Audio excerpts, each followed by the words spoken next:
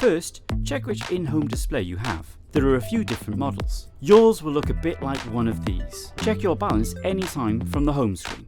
You can use the buttons to select different fuel types.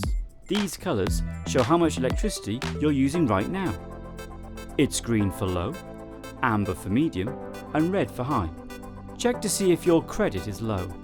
If you go below £5, the display will let you know it's time to top up. You can always top up online.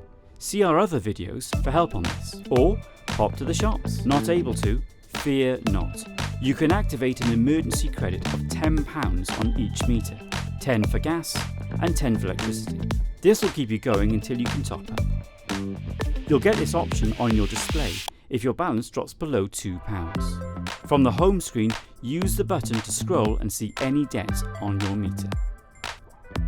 For smart answers, hit eonnext.com/help/SPAYG.